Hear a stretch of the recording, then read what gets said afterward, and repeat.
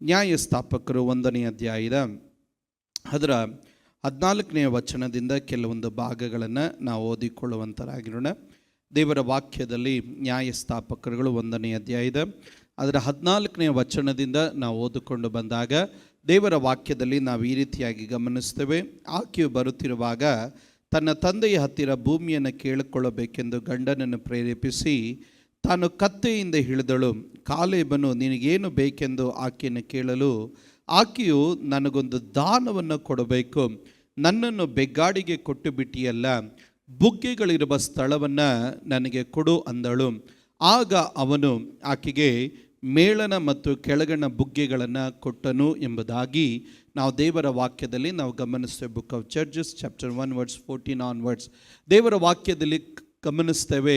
ಕಾಲೇಬನ ಮಗಳಾಗಿರುವಂಥ ಅಕ್ಸಳು ಆಕೆ ಮದುವೆ ಮಾಡಿಕೊಂಡ ನಂತರವಾಗಿ ಈಗೋ ತಂದೆ ಬಳಿಯಲ್ಲಿ ಕೇಳುತ್ತಾ ಇರುವಂಥ ಒಂದು ವಿಜ್ಞಾಪನೆ, ಒಂದು ಪ್ರಾರ್ಥನೆಯನ್ನು ನಾವು ದೇವರ ವಾಕ್ಯದಲ್ಲಿ ನಾವು ಗಮನಿಸುವವರಾಗಿರ್ತೇವೆ. ಆಕೆ ದೇವರ ಸಮ್ಮುಖದಲ್ಲಿ ಅಥವಾ ತನ್ನ ತಂದೆಯ ಸಮ್ಮುಖದಲ್ಲಿ ಆಕೆ ವಿಜ್ಞಾಪನೆ ಮಾಡುವುದಕ್ಕೋಸ್ಕರವಾಗಿ ಹೀಗೋ ಹೊರಟು ಬರ್ತಾ ಇದ್ದಾಳೆ. ಬೈಬಲಲ್ಲಿ ಒಂದೆರಡು ಪದವನ್ನು ನಾವು ಸಂಕ್ಷಿಪ್ತವಾಗಿ ಗಮನಿಸಿದಾಗ ದೇವರ ವಾಕ್ಯ ಹೇಳ್ತದೆ, ಆಕೆ ಕತ್ತೆಯಿಂದ ಇಳಿದು ಆಕೆ ಕಾಲೇಬಿನ ಹತ್ತಿರ ಬರ್ತಾ ಇದ್ದಾಳೆ. ಕಾಲೇಬನು ಬರುವುದನ್ನು ಕಂಡಾಗ ಒಂದು ಪ್ರಶ್ನೆ ಕೇಳ್ತಾ ಇದ್ದಾನೆ. ನಿನಗೆ ಏನು ಬೇಕೆಂದು ಆಕೆಯನ್ನು ಆತನು ಕೇಳ್ತಾ ಇದ್ದಾನೆ. ಇವತ್ತು ಈ ಪದಕ್ಕಾಗಿ ನಾನು ದೇವರಿಗೆ ನಾನು ಸ್ತೋತ್ರ ಮಾಡ್ತೇನೆ. ಇವತ್ತು ಪರಲೋಕದ ತಂದೆಯಿಂದ ಏನಾದರೂ ಕೇಳಬೇಕಾದ್ರೆ ಕೆಲವೊಂದು ಮಂಡಲವನ್ನು ನಾವು ಇಳಿದು ನಾವು ಬರುವವರಾಗಿರಬೇಕು.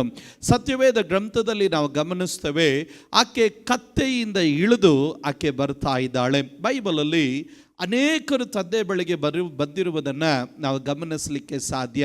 ಸತ್ಯವೇದ ಗ್ರಂಥದಲ್ಲಿ ಈ ದಾರಿ ತಪ್ಪಿ ಹೋದಂಥ ಪಟ್ಟಿಂಗನಾದಂಥ ಒಬ್ಬ ಕುಮಾರನ ತಂದೆ ಬಳಿಗೆ ಬರ್ತಾ ಇದ್ದಾನೆ. ಅವನ ತಂದೆ ಬಳಿಗೆ ಬರಬೇಕಾದ್ರೆ ದೇವರ ವಾಕ್ಯದಲ್ಲಿ ಗಮನಿಸ್ತೇವೆ, ಅವನು ಎಲ್ಲವನ್ನು ನಷ್ಟಪಡಿಸಿಕೊಂಡು ಹಂದಿ ತಿನ್ನುವಂಥ ಆಹಾರವನ್ನು ತಿನ್ನುವಂಥ ಆ ಮಟ್ಟಿಗೆ ಇಳಿದಾಗ ಅವನಿಗೆ ಸ್ವಸ್ಥ ಬುದ್ಧಿ ಬಂತು. ಈಗೋ ನನ್ನ ತಂದೆಯ ಮನೆಯಲ್ಲಿ ಅನೇಕ ಸೇವಕರುಗಳಿದ್ದಾರೆ, ಅವರ ಆಹಾರವನ್ನು ತಿಂದು ಮಿಗಿಲಿಸ್ತಾ ಇದ್ದಾರೆ. ನಾನಾದರೂ ಈ ಹಂದಿ ತಿನ್ನುವಂಥ ಒಂದು ಪರಿಸ್ಥಿತಿಗೆ ನಾನು ಬಂದಿದ್ದೇನೆ. ನಾನು ನನ್ನ ತಂದೆ ಬಳಿಗೆ ನಾನು ಹಿಂತಿರುಗಿ ಹೋಗ್ತೇನೆ. ನಾನು ನನ್ನ ತಂದೆ ಬಳಿಗೆ ಹಿಂತಿರುಗಿ ಹೋಗಿ ನನ್ನ ಅಪ್ಪನ ಬಳಿಯಲ್ಲಿ ಒಂದು ಪ್ರಾರ್ಥನೆ ಮಾಡ್ತೇನೆ. ಅಪ್ಪ, ನನ್ನನ್ನೊಂದು ಮಗನಾಗಲ್ಲ, ನನ್ನನ್ನೊಂದು ಸೇವಕನಾಗಿ ನೀನು ಅಂಗೀಕರಿಸು ಎಂದು ನಾನು ನಮ್ಮಪ್ಪನ ಬಳಿಯಲ್ಲಿ ಪ್ರಾರ್ಥನೆ ಮಾಡ್ತೀನಿ ಎಂದು ಆತನು ತನ್ನ ಸ್ವಾರ್ಥತೆಯನ್ನು ಬಿಟ್ಟು ನನ್ನ ತಂದೆ ಕರುಣೆ ಉಳ್ಳವನು ಎನ್ನುವಂಥ ಮನೋಭಾವನೆ ಒಟ್ಟಿಗೆ ಅವನು ತಂದೆ ಬಳಿಗೆ ಬರ್ತಾ ಇದ್ದಾನೆ. ಒಂದು ಪಕ್ಷ ಅವನು ತನ್ನ ಸ್ವಾರ್ಥ ಚಿಂತೆಯಲ್ಲಾಗಲಿ, ಅಯ್ಯೋ ನಾನು ಅಪ್ಪನ ಹತ್ರದಿಂದ ಎಲ್ಲ ಕಿತ್ಕೊಂಡು ಬಂದ್ಬಿಟ್ಟಿದ್ದೀನಿ, ಹೇಗೆ ನಾನು ಹಿಂತಿರುಗಿ ಹೋಗೋದು ಎನ್ನುವಂಥ ಒಂದು ಪ್ರಶ್ನಾರ್ಥಕವಾದಂಥ ಚಿಹ್ನೆಯಲ್ಲಿ ಅವನ ಇದ್ದಿದ್ದೆ. ನಿಶ್ಚಯವಾಗಿ ಅಪ್ಪನಿಂದ ಅವನ ದಯೆಯನ್ನು ಹೊಂದಿಕೊಳ್ಳೋದಕ್ಕಾಗಲಿ, ಅಪ್ಪನಿಂದ ಒಂದು ಪುನರ್ಸ್ಥಾಪನೆಯನ್ನು ಹೊಂದಿಕೊಳ್ಳೋದಕ್ಕಾಗಲಿ ಅವನ ಕೈಯಲ್ಲಿ ಆಗುತ್ತಾ ಇರಲಿಲ್ಲ. ಅವನು ತನ್ನ ಸ್ವಾರ್ಥತೆಯನ್ನು ಬಿಟ್ಟ, ತನ್ನ ಅಹಂಕಾರಗಳನ್ನು ಬಿಟ್ಟ, ತನ್ನ ಗತಕಾಲವನ್ನು ಬಿಟ್ಟ ಅವನು ತಂದೆ ಬಳಿಗೆ, ನಮ್ಮ ಅಪ್ಪನ ಬಳಿಗೆ ನಾನು ಹಿಂತಿರುಗಿ ಬಂದಾಗ ನಮ್ಮಪ್ಪನು ನನ್ನನ್ನು ಕ್ಷಮಿಸಲಿಕ್ಕೆ ಸಾಧ್ಯ, ಅಂಗೀಕರಿಸಲಿಕ್ಕೆ ಸಾಧ್ಯ, ಪ್ರೀತಿಸಲಿಕ್ಕೆ ಸಾಧ್ಯ, ಕ್ಷಮಿಸಲಿಕ್ಕೆ ಸಾಧ್ಯ ಎಂದು ಅರ್ಥವನಾಗಿ ಅವನ ತಂದೆ ಬಳಿಗೆ ಅವನು ಬಂದಾಗ ಬೈಬಲಲ್ಲಿ ಗಮನಿಸ್ತವೆ, ದಾರಿಯ ಮಗ್ಗಲಲ್ಲಿದ್ದಂಥ ಇವನನ್ನು ತಂದೆ ಕಂಡು ಅವನು ಓಡಿ ಬರ್ತಾ ಇದ್ದಾನೆ. ತಂದೆ ಓಡಿ ಬಂದು ಅವನನ್ನು ಅಪ್ಪಿಕೊಂಡಾಗ ಅವನ ಮೊಣಕಾಲಲ್ಲಿ ಊರಿ ಅವನ ಅಪ್ಪನ ಬಳಿಯಲ್ಲಿ ಹೇಳ್ತಾನೆ, ಅಪ್ಪ, ನನ್ನನ್ನೊಂದು ಮಗನಾಗಲ್ಲ, ನನ್ನನ್ನೊಂದು ಸೇವಕನಾಗಿ ನೀನು ಅಂಗೀಕರಿಸು ಎಂದು ಅವನು ವಿಜ್ಞಾಪಿಸಿದಾಗ ಬೈಬಲಲ್ಲಿ ನಾವು ಗಮನಿಸಲಿಕ್ಕೆ ಸಾಧ್ಯವಾಗೋ ಕಾರ್ಯ, ಅಪ್ಪ ಅವನ ಪ್ರಶ್ನೆಗೆ ಉತ್ತರ ಹೇಳಲಿಲ್ಲ, ಆದರೆ ಅಪ್ಪ ಅವನನ್ನು ಪುನರ್ಸ್ಥಾಪಿಸಲಿಕ್ಕೆ ಪ್ರಾರಂಭಿಸಿದನು. ನಷ್ಟವಾದ ವಸ್ತ್ರವನ್ನು ಕೊಟ್ಟನು, ನಷ್ಟವಾದ ಉಂಗುರವನ್ನು ಕೊಟ್ಟನು, ನಷ್ಟವಾದ ಪಾದರಕ್ಷೆಯನ್ನು ಕೊಟ್ಟನು, ನಷ್ಟವಾದ ಅಪ್ಪನ ಮನೆಯ ಸಂತೋಷವನ್ನ ಅವನಿಗೆ ಮತ್ತೆ ಅಪ್ಪನ ತೋರಿಸಿಕೊಟ್ಟನು. ಕಾರಣ ಅವನು ಏನು ಮಾಡ್ದ, ತನ್ನ ಅಹಂಕಾರವನ್ನ, ನಾನು ಎನ್ನುವಂಥ ಸ್ವಾರ್ಥ ಬುದ್ಧಿಯನ್ನ, ತನ್ನ ಜೀವನದಲ್ಲಿ ಅಪ್ಪನ ವಿರುದ್ಧವಾಗಿ ನಾನು ತಪ್ಪು ಮಾಡಿದ್ದೇನೆ ಎನ್ನುವಂಥ ಎನ್ನುವಂಥ ಆ ಗಿಲ್ಟಾದಂಥ ಮನೋಭಾವನೆಯಲ್ಲಿ ಆತನಿರಲಿಲ್ಲ. ಅವನು ಬಿಟ್ಟು ನಮ್ಮಪ್ಪನು ಕ್ಷಮಿಸ್ತಾನೆ ಎನ್ನುವಂಥ ಮನೋಭಾವನೆಯೊಟ್ಟಿಗೆ ಅವನು ಬಂದಾಗ ಅಪ್ಪನು ಅವನನ್ನು ಕ್ಷಮಿಸಿದನು. ಸತ್ಯವೇದ ಗ್ರಂಥದಲ್ಲಿ ನಾವು ಗಮನಿಸಿದಾಗ ದೇವರ ವಾಕ್ಯದಲ್ಲಿ ಒಬ್ಬ ಹುಟ್ಟು ಕುರುಡನಿದ್ದಾನೆ. ಯೇಸು ಸ್ವಾಮಿಯನ್ನು ಕೂಗಿ ಕರೀತಾ ಇದ್ದಾನೆ, ದಾವೀದ ಕುಮಾರನೇ, ನಜರೇತಿನ ಯೇಸುವೆ, ನನ್ನನ್ನು ಕರುಣಿಸು. ದಾವೀದ ಕುಮಾರನೇ, ನಜರೇತಿನ ಯೇಸುವೆ, ನನ್ನನ್ನು ಕರುಣಿಸು ಅಂತ ಹೇಳಿದಾಗ ಬೈಬಲಲ್ಲಿ ಗಮನಿಸ್ತವೆ, ಈ ಶಬ್ದವನ್ನು ಕೇಳಿದ ತಡ ಯೇಸು ಅವನಿಗಾಗಿ ನಿಂತನು. ಯೇಸು ನಿಂತು ಅವನನ್ನು ನೋಡಿ ಹೇಳ್ತಾ ಇದ್ದಾನೆ, ಹತ್ತಿರಕ್ಕೆ ಕರ್ಕೊಂಡು ಬನ್ರಿ. ಬೈಬಲಲ್ಲಿ ನಾವು ಗಮನಿಸಲಿಕ್ಕೆ ಸಾಧ್ಯವಾಗುವಂಥ ಕಾರ್ಯ ಬೈಬಲಲ್ಲಿ ನಾವು ಓದ್ತೇವೆ. ಯೇಸು ಸ್ವಾಮಿ ಅವನನ್ನು ಹತ್ತಿರಕ್ಕೆ ಕರೆದಾಗ ಈ ಕುರುಡನಾದಂಥ ವ್ಯಕ್ತಿ ತಾನು ಮಾಡಿದಂಥ ಒಂದೇ ಒಂದು ಕಾರ್ಯ, ಆತನು ತನ್ನ ಹೊದಿಕೆಯನ್ನು ತೆಗೆದಾಕಿ ಅವನು ತೆಗೆದಾಕಿ ಅವನು ಯೇಸು ಸ್ವಾಮಿ ಬಳಿಗೆ ಬರ್ತಾ ಇದ್ದಾನೆ. ಯೇಸು ಸ್ವಾಮಿ ಬಳಿಗೆ ಬಂದಾಗ ಬೈಬಲಲ್ಲಿ ಗಮನಿಸುವೆ, ಯೇಸು ಸ್ವಾಮಿ ಕೇಳ್ತಾನೆ, ನಾನು ನಿನಗೇನು ಮಾಡಬೇಕು? ತಕ್ಷಣ ಅವನು ಹೇಳ್ತಾನೆ, ಕಣ್ಣು ಬರುವಂತೆ ಮಾಡು. ಯೇಸು ಸ್ವಾಮಿ ಹೇಳಿದನು, ನಿನ್ನ ನಂಬಿಕೆ ನಿನ್ನನ್ನು ಸ್ವಸ್ಥ ಮಾಡಿಯದೆ. ಇಲ್ಲಿ ನಾವು ಕಾಣಲಿಕ್ಕೆ ಸಾಧ್ಯವಾಗುವ ಕಾರ್ಯ, ಅವನ ಜೀವನ ಪರ್ಯಂತವಾಗಿ ಇದುವರೆಗೂ ಆಶ್ರಯವಾಗಿದ್ದಂಥ ಹೊದಿಕೆಯನ್ನು ಅವನು ತೆಗೆದು ಹಾಕಿದಾಗ ಬೈಬಲಲ್ಲಿ ಗಮನಿಸುವೆ, ಅವನು ಯೇಸು ಸ್ವಾಮಿ ಬಳಿಗೆ ಬಂದಾಗ ಯೇಸು ಅವನ ಪ್ರಾರ್ಥನೆಗೆ ಉತ್ತರ ಕೊಟ್ಟನು. ಏನಕ್ಕೆ ನಾನು ಇದನ್ನು ಹೇಳ್ತಾ ಇದ್ದೀನಿ ಅಂದರೆ, ನಾವು ಕೆಲವೊಂದು ಮಂಡಲಗಳಲ್ಲಿ ಅಪ್ಪನ ಮುಂದೆ ಇಳಿಯೋದನ್ನು ಕಲಿಯಬೇಕು, ತಗ್ಗೋದನ್ನು ಕಲಿಯಬೇಕು, ಕೆಲವೊಂದನ್ನು ಬಿಡುವಂಥ ಮನೋಭಾವನೆ ಇರಬೇಕು. ಅಪ್ಪನ ಬಳಿಯಲ್ಲಿ ಪ್ರಾರ್ಥನೆ ಮಾಡತಕ್ಕಂತೆ, ಕೇಳತಕ್ಕಂತೆ ಒಂದು ಧೈರ್ಯದ ಮನೋಭಾವನದೊಟ್ಟಿಗೆ ಅಪ್ಪನ ಬಳಿಗೆ ಬರೋದನ್ನು ನಾವು ಯಾವಾಗ ತಿಳಿದುಕೊಳ್ತೀವೋ ಅರ್ಥ ಮಾಡಿಕೊಳ್ಳ್ರಿ. ಅಪ್ಪನ ಬಳಿಗೆ ಬಂದಾಗ ಅಪ್ಪನ ನಮ್ಮ ಪ್ರಾರ್ಥನೆಗೆ ಉತ್ತರ ಇಲ್ಲದೆ ಕಳಿಸೋದಿಲ್ಲ. ಅಪ್ಪನ ನಮ್ಮ ಪ್ರಾರ್ಥನೆಗೆ ಉತ್ತರವನ್ನು ಕೊಟ್ಟೇ ಕೊಡುತ್ತಾನೆ. ಬೈಬಲಲ್ಲಿ ನಾವು ಗಮನಿಸ್ತೇವೆ, ದೇವರ ವಾಕ್ಯದಲ್ಲಿ, ಅದರಿಂದ ಯೇಸು ದೇವರ ವಾಕ್ಯದಲ್ಲಿ ಕರ್ತನು ನಮಗೆ 2 ಪೂರ್ವಕಾಲ ವೃತ್ತಾಂತ 7:14 ಹೇಳ್ತಾನೆ, ನನ್ನವರೆಂದು ಇರಿಸಲ್ಪಟ್ಟಂಥ ನನ್ನ ಜನರು ಅವರು ತಮ್ಮನ್ನೇ ತಾವು ತಗ್ಗಿಸಿ ತಮ್ಮ ಕೆಟ್ಟ ನಡತೆಯನ್ನು ಬಿಟ್ಟು ಅವನು ಮನ ತಿರುಗಿ ಅವರು ನನ್ನ ಬಳಿಗೆ ಬಂದು ಅವರು ನನ್ನ ಪ್ರಾರ್ಥಿಸುವುದಾದರೆ ನನ್ನ ಪರಲೋಕದಿಂದ ಆಲಿಸಿ ಅವರ ಪ್ರಾರ್ಥನೆಗೆ ನನ್ನ ಸದುತ್ತರವನ್ನು ದಯಪಾಲಿಸ್ತಾನೆ ಎಂದು ದೇವರು ತಾನು ಹೇಳ್ತಾ ಇದ್ದೇನೆ. ನನ್ನ ಬಳಿಗೆ ಬರೋಕ್ಕಿಂತ ಮುಂಚೆ ನನ್ನ ಜನ ಏನು ಮಾಡಬೇಕು? ನನ್ನವರೆಂದು ಹೆಸರುಗೊಳ್ಳಲ್ಪಟ್ಟಂಥ ನನ್ನ ಜನರು ಅವರು ತಮ್ಮನ್ನೇ ತಾವು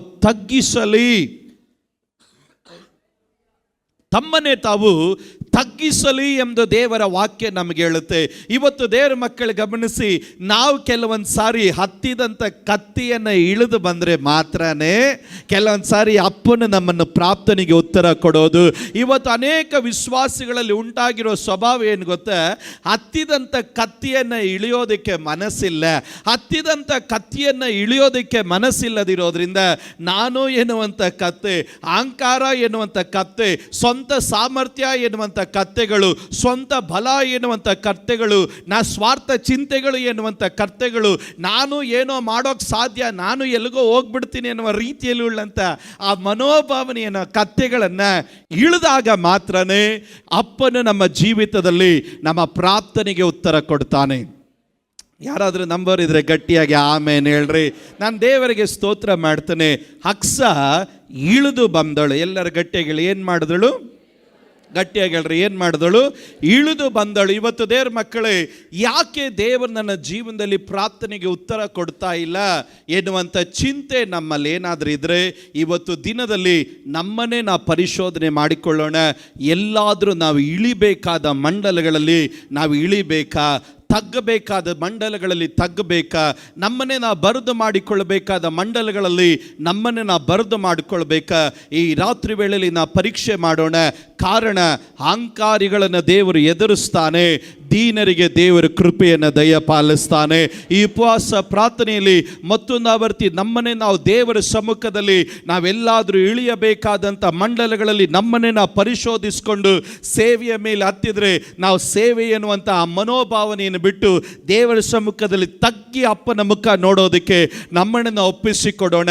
ಇವತ್ತು ದೇವರ ಮಕ್ಕಳೇ, ಯಾರು ತಗ್ತಾರೋ ಅವರ ಮೇಲೆ ದೇವರು ತನ್ನ ಕೃಪೆಯನ್ನು ದೇವರು ಸುರಿಯ ಮಾಡ್ತಾನೆ. ಬೈಬಲಲ್ಲಿ ಗಮನಿಸ್ತೇವೆ, ಈ ಈಕೆ ಕತ್ತೆಯಿಂದ ಇಳಿದು ಬಂದಾಗ ದೇವರು ಅಥವಾ ಕಾಲೇಬನು ಕಾಣ್ತಾ ಇದ್ದಾನೆ, ನನ್ನ ಮಗಳು ನನ್ನ ಬಳಿಗೆ ಬರ್ತಾ ಇದ್ದಾಳೆ. ದೇವರ ವಾಕ್ಯದಲ್ಲಿ ನನಗೆ ಬಹಳ ಸಂತೋಷ ಕೊಟ್ಟಂತ ಕಾರ್ಯ ಏನು ಗೊತ್ತಾ? ಕಾಲೇಬನು ಆಕೆ ಬಳಿಯಲ್ಲಿ ಕೇಳ್ತಾ ಇದ್ದಾನೆ, ನಿನಗೇನು ಬೇಕು? ಆ ಪದಕ್ಕಾಗಿ ನಾನು ದೇವರಿಗೆ ಸ್ತೋತ್ರ ಹೇಳ್ತೇನೆ. ಇವತ್ತು ಈ ಪದ ಹೇಳೋದಕ್ಕೆ ನಮ್ಮ ಸರ್ವಶಕ್ತನಾದ ದೇವರಿಗೆ ಮಾತ್ರ ಸಾಧ್ಯ. ಅಪ್ಪನು ಈ ಉಪವಾಸ ಪ್ರಾರ್ಥನೆಯಲ್ಲಿ, ಈ ಜನವರಿ ತಿಂಗಳ ಈ ವರ್ಷದ ಆರಂಭದಲ್ಲಿ ಈ ಉಪವಾಸ ಪ್ರಾರ್ಥನೆಯಲ್ಲಿ ನಿನ್ನ ಬಳಿಯಲ್ಲೂ ದೇವರು ಕೇಳ್ತಾ ಇದ್ದಾನೆ, ನಾನು ನಿನಗೆ ಏನು ಮಾಡಬೇಕು ಎಂಬುದಾಗಿ. ಈ ವರ್ಷ ಯಾವ ರೀತಿ ಇರುತ್ತೆ, ಮುಂದೆ ಏನು ಯಾವ ರೀತಿ ಕಾರ್ಯಗಳು ನಡೆಯುತ್ತೆ ಎನ್ನುವುದು ನನಗೆ ಗೊತ್ತಿಲ್ಲ ಪಾಸ್ಟರ್ ಎಂದು ಯಾರಾದರೂ ಹೇಳೋರಿದ್ರೆ ನಾನು ಹೇಳ್ತೇನೆ, ತಗ್ಗಿ ದೇವರ ಬಳಿಯಲ್ಲಿ ಬನ್ರಿ. ಈ ವರ್ಷ ದೇವರು ನಿಮ್ಮ ಬಳಿಯಲ್ಲಿ ಒಂದು ಪ್ರಶ್ನೆ ಕೇಳ್ತಾ ಇದ್ದಾನೆ, ನಾನು ನಿನಗೆ ಏನು ಮಾಡಬೇಕು? ಇವತ್ತು ಇಂದಿನ ಜೀವಿತದಲ್ಲಿ ಈ ವರ್ಷದ ಕುರಿತಾಗಿ ನಾನಾ ಹೋರಾಟಗಳು, ತೊಂದರೆಗಳು, ಪ್ರತಿಕೂಲಗಳು, ನಾನಾ ಚಿಂತೆಗಳು, ನಾನಾ ಪರಿಮಿತಿಗಳು ಇವತ್ತು ನಿನ್ನನ್ನು ತಡೆದು ನಿಲ್ಲಿಸುತ್ತಾ ಇರಬಹುದು. ಆದರೆ ಎಲ್ಲ ಪರಿಮಿತಿಗಳನ್ನು ಮುರಿಯುವಂತ ಒಂದು ಪ್ರಶ್ನೆ ಇದೆ, ಅದು ಪರಲೋಕ ರಾಜ್ಯದ ದೇವರ ಪ್ರಶ್ನೆ. ಆ ಪ್ರಶ್ನೆ ಏನು ಗೊತ್ತಾ? ನಾನು ನಿನಗೆ ಏನು ಮಾಡಬೇಕು? ಹಾಲೆಲೂಯ. ಕಾಲೇಬನ ಮಗಳು ಅಕ್ಸ ಒಂದು ಪ್ರಶ್ನೆಯನ್ನು ಕೇಳ್ತಾ ಇದ್ದಾಳೆ, ಒಂದು ಒಂದು ಒಂದು ಒಂದು ಪ್ರಾರ್ಥನೆಯ ಮನವಿಯನ್ನು ತರ್ತಾ ಇದ್ದಾಳೆ. ಏನು ತರ್ತಾ ಇದ್ದಾಳೆ ನೋಡ್ರಿ, 15ನೇ ವಾಕ್ಯ ನೋಡ್ರಿ. ಆಕೆ ಹೇಳ್ತಾ ಇದ್ದಾಳೆ, ನನಗೊಂದು ದಾನ ಕೊಡಬೇಕು. You must gift me. ನೀನು ನನಗೊಂದು ದಾನ ಕೊಡಬೇಕು. ಏನು ದಾನ ಕೊಡಬೇಕು? ನನ್ನನ್ನು ಬೆಗ್ಗಾಡಿಗೆ ಕೊಟ್ಟು ಬಿಟ್ಟಿದೆಯಲ್ಲ, ಬುಗ್ಗೆಗಳಿರುವ ಸ್ಥಳವನ್ನು ನನಗೆ ಕೊಡು ಎಂಬುದಾಗಿ. ಆ ಪದಕ್ಕಾಗಿ ನಾನು ದೇವರಿಗೆ ನನ್ನ ಸ್ತೋತ್ರ ಹೇಳ್ತೇನೆ. ಕೇಳುವಂಥ ಒಂದು ಸ್ತ್ರೀ ಮಗಳು ಏನು ಕೇಳಬೇಕು ಎನ್ನುವಂಥ ಅರಿವುಳ್ಳವಳಾಗಿ ಕೇಳ್ತಾ ಇದ್ದಾಳೆ. ಪ್ರಾರ್ಥನೆ ಮಾಡುವಂಥ ದೇವರ ಮಕ್ಕಳೇ, ನಾವು ಹೇಗೆ ಪ್ರಾರ್ಥನೆ ಮಾಡ್ತೀವಿ, ಏನನ್ನ ದೇವರ ಸಮ್ಮುಖದಲ್ಲಿ ಕೇಳ್ತಾ ಇದ್ದೀವಿ ಎಂದು ಅರಿತು ನಾವು ಪ್ರಾರ್ಥನೆ ಮಾಡಿದ್ರೆ ನಮ್ಮ ಪ್ರಾರ್ಥನೆಗಳಿಗೆ ಉತ್ತರ ತಡವಾಗೋದಿಲ್ಲ, ನಮ್ಮ ಪ್ರಾರ್ಥನೆಗಳಿಗೆ ಉತ್ತರ ಬೇಗನೆ ಬರುತ್ತೆ. ಅದರಿಂದಲೇ ಪ್ರಸಂಗಿಗಳಲ್ಲಿ ಪ್ರಸಂಗಿ ತಾನು ಹೇಳ್ತಾನೆ, ದೇವರು ಪರಲೋಕದಲ್ಲಿದ್ದಾನೆ, ನೀನು ಭೂಲೋಕದಲ್ಲಿದ್ದೀಯಾ, ಆತನ ಮುಂದೆ ನೀನು ಮಾತನಾಡಲು ನಿನ್ನ ಬಾಯಿ ದುಡುಕಬಾರ್ದು. ಅಂದರೆ ಬಾಯಿಗೆ ಬಂದಿದ್ದೆಲ್ಲ ನೀನು ಮಾತಾಡೋದಕ್ಕೆ ಹೋಗಬೇಡ.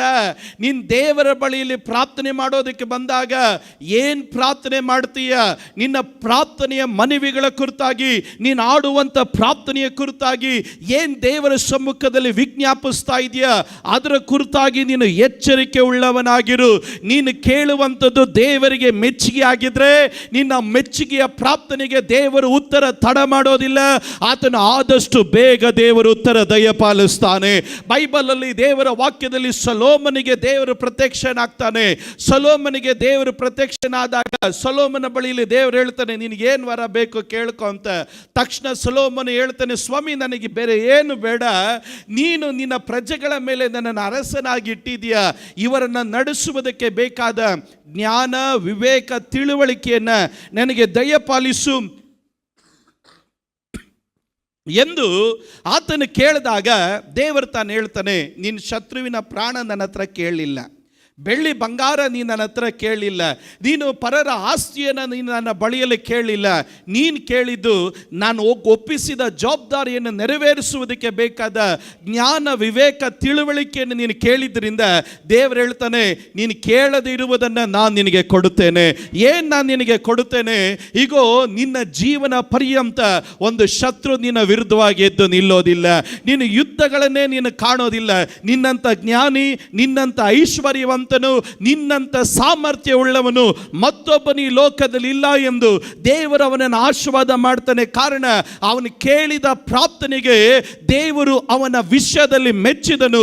ಆದ್ರಿಂದಲೇ ಅವನು ಬೇಡಿಕೊಳ್ಳೋದಕ್ಕಿಂತ ಯೋಚಿಸೋದಕ್ಕಿಂತ ಅತ್ಯಧಿಕವಾಗಿ ದೇವರು ಮಾಡಿದನು. ನಾನು ಹೇಳ್ತೇನೆ, ಈ ವರ್ಷ ನೀನು ಬೇಡೋದಕ್ಕಿಂತ ನೆನೆಸೋದಕ್ಕಿಂತ ಅತ್ಯಧಿಕವಾದದನ್ನು ಮಾಡೋದಕ್ಕೆ ನನ್ನ ದೇವರು ಶಕ್ತನಾಗಿದ್ದಾನೆ. ಹಾಲೆಲೂಯಾ.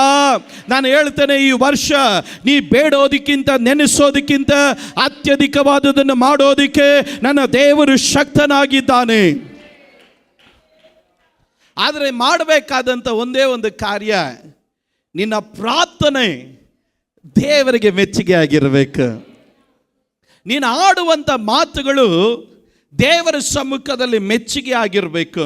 ಬೈಬಲಲ್ಲಿ ದೇವರ ಬಳಿ ಆತನು ಕಾಲೇಬನ ಬಳಿಯಲ್ಲಿ ಕೇಳ್ತಾರೆ, ಒಂದು ದಾನ ನನಗೆ ಕೊಡು, ಒಂದೇ ಒಂದು ದಾನ ಕೊಡು. ನೀ ನನ್ನ ಕಳಿಸ್ಕೊಟ್ಟಂಥ ದೇಶ ಬೆಕ್ಕಾಡಂಥ ಪ್ರದೇಶ, ಅದರ ಅರ್ಥ ಅಲ್ಲಿ ಏನು ಇಲ್ಲ, ಎಲ್ಲ ಶೂನ್ಯ. ನೀನು ನನಗೆ ಎಲ್ಲಿ ಕಳಿಸ್ಕೊಟ್ಟಿದ್ಯಾ ಅದರ ಕುರಿತಾಗಿ ನಾನು ಗುಣಗುಟ್ಟಲ್ಲ, ಆದರೆ ನನ್ನನ್ನು ಕಳಿಸ್ಕೊಡ್ತಾ ಇದೆಯಾ. ಆದರೆ ನಾನು ಹೋಗೋದು ಮಾತ್ರ ಅಲ್ಲ, ನಾನು ಹೋಗೋ ಸ್ಥಳದಲ್ಲಿ ಒಂದು ವ್ಯತ್ಯಾಸ ಕಾಣಬೇಕು. ನೀನು ನನ್ನನ್ನು ಕಳಿಸಿದಂಥ ಜಾಗದ ಕುರಿತಾಗಿ ನನಗೆ ಚಿಂತೆ ಇಲ್ಲ, ನೀನು ನನ್ನನ್ನು ಕಳಿಸಿದಂಥ ಜಾಗದ ಕುರಿತಾಗಿ ನನಗೆ ಬೇಸರಿಕೆ ಇಲ್ಲ. ಆದರೆ ನೀನು ನನ್ನನ್ನು ಎಲ್ಲೇ ಕಳಿಸಿದ್ರು ಸಹ ಸಾಧಾರಣವಾಗಿ ಕಳಿಸ್ಬೇಡ. ನಾನು ಹೋಗುವಂಥ ಸ್ಥಳದಲ್ಲಿ ವಿಶೇಷತೆಗಳನ್ನು ಮಾಡತಕ್ಕಂಥ ಒಂದು ಕೃಪೆಯೊಟ್ಟಿಗೆ ನೀನು ನನ್ನನ್ನು ಕಳಿಸ್ಬೇಕು. ನಾನು ಒಂದು ಕಾರ್ಯ ಹೇಳ್ತೇನೆ, ನೀವು ಎಲ್ಲಿದ್ದೀರಾ ಎನ್ನೋದು ದೇವರಿಗೆ ವಿಷಯ ಅಲ್ಲ, ಆದರೆ ನೀವು ಇರುವ ಸ್ಥಿತಿಯನ್ನು ಬದಲಾಯಿಸೋದಕ್ಕೆ ನನ್ನಿಂದ ಸಾಧ್ಯ. ನಮ್ಮ ಅಪ್ಪನು ನನಗೆ ಅದಕ್ಕೆ ಬೇಕಾದ ಕೃಪೆಯನ್ನು ಕೊಡೋದಕ್ಕೆ ಅಪ್ಪನಿಗೆ ಸಾಧ್ಯ ಎಂದು ನೀವು ನಂಬೋರಾಗಿದ್ರೆ, ನಾನು ಒಂದು ಕಾರ್ಯ ಹೇಳ್ತೇನೆ, ಈ ವರ್ಷದ ಸ್ಥಿತಿಗಳು ಎಂಥದೇ ಆಗಿರಲಿ, ನಂಬುವನ ಮುಖಾಂತರ ದೇವರು ಪರಿಸ್ಥಿತಿಗಳನ್ನು ಬದಲಾಯಿಸೋದಕ್ಕೆ ನನ್ನ ದೇವರು ಆಗಿದ್ದಾರೆ. ಯಾರಾದ್ರೂ ನಂಬೋರು ಇದ್ರೆ ಗಟ್ಟಿಯಾಗಿ ಆಮೇಲೆ ಹೇಳಿ. ಆಕೆ ಹೇಳ್ತಿರುವಂತ ಪದ ನೋಡ್ರಿ, ನನ್ನನ್ನು ಬೆಕ್ಕಾಡಿಗೆ ಕಳಿಸಿಕೊಟ್ಟಿದ್ದು. ಯಾಕೆ ಉಪಯೋಗಿಸ್ತಾ ಇರೋ ಪದ, ನನಗೆ ಬುಗ್ಗೆಗಳಿರುವ ಸ್ಥಳ ಕೊಡು. ಎಲ್ಲರೂ ಗಟ್ಟಿಯಾಗಿ ಹೇಳ್ರಿ, ಬುಗ್ಗೆಗಳಿರುವ ಸ್ಥಳವನ್ನು ಕೊಡು. ಗಟ್ಟಿಯಾಗಿ ಹೇಳ್ರಿ, ಬುಗ್ಗೆಗಳಿರುವ ಸ್ಥಳವನ್ನು ಕೊಡು. ಇನ್ನೊಂದ್ಸರಿ ಗಟ್ಟಿಯಾಗಿ ಹೇಳ್ರಿ, ಬುಗ್ಗೆಗಳಿರುವ ಸ್ಥಳವನ್ನು ಕೊಡು. ಹಾಗಾದ್ರೆ ಬುಗ್ಗೆಗಳ ಕುರಿತಾದಂಥ ಮಹತ್ವವನ್ನು ಅರ್ಥವರು ಮಾತ್ರನೇ ಬುಗ್ಗೆಗಳನ್ನು ಕೇಳೋದು. ಬುಗ್ಗೆಗಳ ಮಹತ್ವವೇನು? ಒಂದೆರಡು ವಚನ ನಿಮ್ಮ ಮುಂದೆ ಇಟ್ಟು ನಾನು ನಿಮಗಾಗಿ ಪ್ರಾರ್ಥನೆ ಮಾಡಲಿಕ್ಕಾಗಿ ಹೋಗ್ತೇನೆ. 104ನೇ ಕೀರ್ತನೆ ಕಡೆ ಬನ್ರಿ. 104ನೇ ಕೀರ್ತನೆ,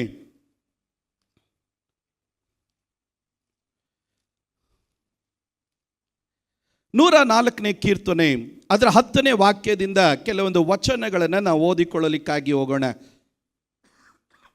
104ನೇ ಕೀರ್ತನೆ ಅದರ 10ನೇ ವಚನದಿಂದ ನಾವು ಗಮನಿಸ್ತೇವೆ, ದೇವರು ತನ್ನ ಜನರನ್ನ ಎತ್ತ ಕಡೆ ದೇವರು ಬರ ಮಾಡ್ತಾನೆ. ದೇವರು ತನ್ನ ಜನರನ್ನ ಎತ್ತ ಕಡೆ ನಡೆಸ್ತಾನೆ. ನಮಗೆಲ್ಲರಿಗೂ 23ನೇ ಕೀರ್ತನೆ ಚೆನ್ನಾಗಿ ಗೊತ್ತು. ಯೆಹೋವನು ನನ್ನ ಕುರುಬನು, ನಾನು ಕೊರತೆ ಪಡೆನು, ಆತನು ನನ್ನನ್ನು ಹಸಿರುಗಾವಲುಗಳಲ್ಲಿ ತಂಗಿಸುತ್ತಾನೆ, ವಿಶ್ರಾಂತಿಕರವಾದ ನೀರಿನ ಬಳಿಗೆ ನಮ್ಮನ್ನು ಏನು ಮಾಡ್ತಾನೆ, ಬರ ಮಾಡ್ತಾನೆ. 1ನೇ ಕೀರ್ತನೆ ಹೇಳುತ್ತೆ, ಯಾವನು ದುಷ್ಟರ ಆಲೋಚನೆಯಂತೆ ನಡೆಯದೆ ಪಾಪಾತ್ಮರ ಮಾರ್ಗದಲ್ಲಿ ನಿಂತುಕೊಳ್ಳದೆ ಧರ್ಮ ನಿಂದಕರ ಸಂಗಡ ಕೂತುಕೊಳ್ಳದೆ ಕರ್ತನ ಧರ್ಮಶಾಸ್ತ್ರದಲ್ಲಿ ಆನಂದ ಪಡುವವನಾಗಿ ಅದನ್ನೇ ಹಗಲಿರುಳು ಧ್ಯಾನಿಸುವವನು ಅವನು ಎಷ್ಟೋ ಧನ್ಯನು. ಅವನನ್ನು ದೇವರು ಎಲ್ಲಿ ನಡ್ತಾನೆ? ನೀರಿನ ಕಾಲುವೆಗಳ ಬಳಿಯಲ್ಲಿ ದೇವರು ನಡ್ತಾನೆ. ಹಾಗಾದರೆ ದೇವರ ಮಕ್ಕಳ ಶ್ರೇಷ್ಠವಾದ ಆಶೀರ್ವಾದ ಏನು ಗೊತ್ತಾ? ದೇವರು ತನ್ನ ಮಕ್ಕಳನ್ನು ನೀರುಗಳ ಬಳಿಯಲ್ಲೇ ದೇವರು ನಡೋದು, ನೀರುಗಳ ಬಳಿಯಲ್ಲೇ ದೇವರು ತನ್ನ ಮಕ್ಕಳನ್ನು ದೇವರು ತಂಗಿಸೋದು, ಬುಗ್ಗೆಗಳ ಬಳಿಯಲ್ಲೇ ದೇವರು ತನ್ನ ಮಕ್ಕಳನ್ನು ದೇವರು ಬರ ಮಾಡ್ತಾನೆ. ಏನಕ್ಕಾಗಿ ದೇವರು ಬುಗ್ಗೆಗಳ ಬಳಿಯಲ್ಲಿ ತನ್ನ ಜನರನ್ನು ಬರ ಮಾಡ್ತಾನೆ? ಆ ವಚನಗಳಲ್ಲಿ ನೋಡ್ರಿ, 10ನೇ ವಾಕ್ಯಗಳು ನೋಡ್ರಿ. ಬುಗ್ಗೆಗಳನ್ನು ತಗ್ಗಿಗಳಿಗೆ ಬರ ಮಾಡುತ್ತಿ, ಅವು ಪರ್ವತಗಳ ನಡುವೆ ಹರಿದು ಹೋಗುತ್ತವೆ, ಅವು ಅಡವಿಯ ಮೃಗಗಳಿಗೆ ನೀರು ಕೊಡುತ್ತದೆ, ಕಾಡು ಕತ್ತೆಗಳ ದಾಹವ ತೀರಿಸಿಕೊಳ್ಳುತ್ತವೆ, ಪಕ್ಷಿಗಳು ಅವುಗಳ ಬಳಿಯ ಮರಗಳನ್ನು ಕೊಂಬೆಗಳಲ್ಲಿ ವಾಸವಾಗಿದ್ದು ಗಾಯನ ಮಾಡುತ್ತವೆ. ನೀನು ನಿನ್ನ ಮೇಲಂತಸ್ತುಗಳಿಂದ ಪರ್ವತಗಳಿಗೆ ನೀರನ್ನು ಕೊಡುತ್ತಿ, ನಿನ್ನ ಕಾರ್ಯ ಫಲದಿಂದ ಭೂಮಿಯು ತೃಪ್ತಿ ಹೊಂದುತ್ತದೆ, ಪಶುಗಳಿಗೋಸ್ಕರ ಹುಲ್ಲನ್ನು ಮೊಳಿಸುತ್ತಿ. 14ನೇ ವಾಕ್ಯ ನೋಡಿ, ಈ ವಾಕ್ಯ ಹೇಳುತ್ತದೆ, ಮನುಷ್ಯರಿಗೋಸ್ಕರ ಪೈರುಗಳನ್ನು ಹುಟ್ಟಿಸುತ್ತಿ, ಅವರು ಭೂ ವ್ಯವಸಾಯ ಮಾಡಿ ಆಹಾರವನ್ನು, ಹೃದಯದ ಆನಂದಕರವಾದ ದ್ರಾಕ್ಷಾರಸವನ್ನು, ಮುಖಕ್ಕೆ ಕಾಂತಿಯನ್ನು ಉಂಟು ಮಾಡುವ ಎಣ್ಣೆಯನ್ನು, ಪ್ರಾಣಾಧಾರವಾದ ರೊಟ್ಟಿಯನ್ನು ಸಂಪಾದಿಸಿಕೊಳ್ಳುತ್ತಾರೆ. ನೀವು ಗಟ್ಟಿಯಾಗಿ ಆಮೇಲೆ ಹೇಳಬೇಕು. ಒಂದು ಬುಗ್ಗೆಯಿಂದ ಉಂಟಾಗುವ ಆಶೀರ್ವಾದ ಇದು. ಯಾಕೆ ಬುಗ್ಗೆ ಕೇಳ್ತಾ ಇದ್ದಾಳೆ ಅಂದರೆ, ಇದರಲ್ಲಿ ಒಂದು ವಿಶೇಷತೆ ಇದೆ. ಈ ಬುಗ್ಗೆ ಎನ್ನೋದು ಓಪನ್ ಆದರೆ ಈ ಬುಗ್ಗೆ ಎನ್ನೋದು ನನಗಾಗಿ ತೆರೆಯಲ್ಪಟ್ರೆ ಇದು ಆರಂಭ ಅರಿಯೋದು ಎಲ್ಲಿಂದ ಅರಿಯುತ್ತೆ ಗೊತ್ತಾ? ಅದು ತಗ್ಗುಗಳಿಗೆ ಅರಿಯಲಿಕ್ಕಾಗಿ ಪ್ರಾರಂಭವಾಗುತ್ತೆ. ಯಾವಾಗ ತಗ್ಗುಗಳಿಗೆ ಅರಿಯೋದಕ್ಕಾಗಿ ಪ್ರಾರಂಭವಾಗುತ್ತೋ ಇದು ಕೊನೆಗೆ ಬಂದು ಎಲ್ಲಿ ನಿಲ್ಲುತ್ತೆ ಗೊತ್ತಾ? ಬೈಬಲಲ್ಲಿ ನಾವು ಏನಂತ ಓದ್ತೇವೆ? ಬೈಬಲ್ ಹೇಳ್ತದೆ, ಹೃದಯದ ಆನಂದಕರವಾದ ದ್ರಾಕ್ಷಾರಸವನ್ನ, ಪ್ರಾಣಾಧಾರಿತವಾದಂಥ ರೊಟ್ಟಿಯನ್ನ ಸಂಪಾದಿಸಿಕೊಳ್ಳುತ್ತಾರೆ. ಹಾಗಾದ್ರೆ ಇದು ಕೊನೆಯದಾಗಿ ಬಂದು ನಿಲ್ಲುವಂಥದ್ದು ಎಲ್ಲಿ ಗೊತ್ತಾ? ನಮ್ಮ ಬಳಿಯಲ್ಲಿ ನಿಲ್ಲುತ್ತೆ. ಅದರ ಅರ್ಥ ಏನು? ನೀನು ಹಲ್ಲುಯ ದ್ರಾಕ್ಷಾರಸವನ್ನ, ಎಣ್ಣೆಯನ್ನ ಸಂಪಾದನೆ ಮಾಡುವಂತ ಮಂಡಲಕ್ಕೆ ತಂದು ನಿಲ್ಲಿಸುವ ಸಾಮರ್ಥ್ಯ ಉಳ್ಳದೆ ಈ ದೈವಿಕವಾದ ಬುಗ್ಗೆಯಾಗಿರುತ್ತೆ. ಯಾರಾದರೂ ಗಟ್ಟಿಯಾಗಿ ಆಮೇಲೆ ಹೇಳಬೇಕು.